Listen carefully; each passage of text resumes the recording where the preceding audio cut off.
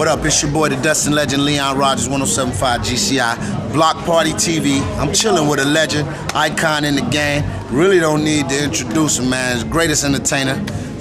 Right up there, James Brown, the whole nine, Michael Jackson. You gotta throw this man name in when you talk hip hop, when you talk entertainment. The one and only Mr. Dougie Fresh. How you doing, sir? I'm good, Leon. All right. Much love, man. All right. Now, every time you come here, you tear it down. Right. Last time I was with you, when you actually perform hard, we was out at the Park West with my girl Miri Ben Ari. Right. And I got that footage on videotape, and we sit up and watch it at the crib and go nuts, man. How do you, flat out, for all entertainers out there and cats who aspire to do this, how do you keep that energy, man? How do you keep that love, that passion? Because I know over the years you done been through some trials and tribulations that make you want to just lay it down, make you want to holler, like Marvin Gaye say. But how do you keep that passion? It's funny, I guess the passion is because I grew up in hip hop, and I learned it at such a young age that it's not even really about it's not a job at all. You know what I mean? This is a way of life. This is what I do. And the other thing is that makes it so interesting and keeps the passion for me is the people. You see, the people, because you don't want to let people down.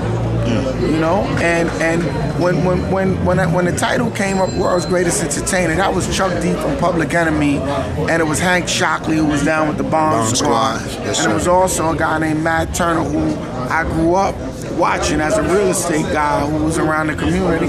When they said that title, the album, that I said, nah, man, that's an ego trip. Right. And they said, no, you got to look at it as when you make that title, you will always want to live up to that. And when they said it, I wasn't going to do it, but Chuck and Hank and them they was pushing it so hard. I said, well, let's do it. You know what I mean? And when we did it, he's right. And make you say that no matter what happens, no matter what the circumstances are, you must deliver. 50 or 50,000. Don't matter. Let me tell you something. Most of the best shows I've ever done was with the weakest crowds, meaning like you didn't have the big sold-out crowd. It's easy to perform in a sold-out crowd. Try performing in front of maybe 50 people, right, and make them feel like it's 1,000 people there. So it really comes down to the love, the passion, the intention, and your integrity. Because when you have integrity, you're gonna always do your best. Minister Farrakhan said to me a long time ago when he was a performer, he said that he used to always do his best. That's how you become a master of your craft.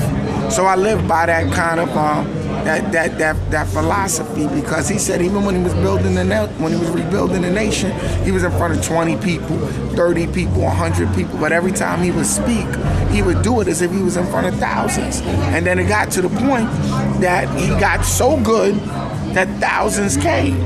So look at this point in my career, it's 2007. I've been doing this since like 82, 83. Wow. I was a little kid on the side of Harlem World watching Cold Crush, Treacherous 3, Busy Bee, Grandmaster Flash and the Furious 5, trying to learn the rhymes off a Curtis Blow record. So here it is all these years later, and I think now I've been exposed to more people now in my career than I ever been in my whole career. I did American Idol, that was like 250 million people. We did the Bad Boys of Comedy. Yes, sir. I do like 200 events a year. Yes, sir. I do sometimes 3-4 a day. I think I broke the record on how many events you do in one day. I think I did like 7 or 8. That's crazy. In one day. 2-3 in the afternoon, to the morning. 2-3 in the evening, and another 2-3 in the night. Now, speaking of events, you're here tonight, MGD Craft. This has been a series of events that you had the pleasure, and I've had the pleasure of being able to host with it, man. Right. It's been a fun ride. What can people expect to see when they come out to the craft?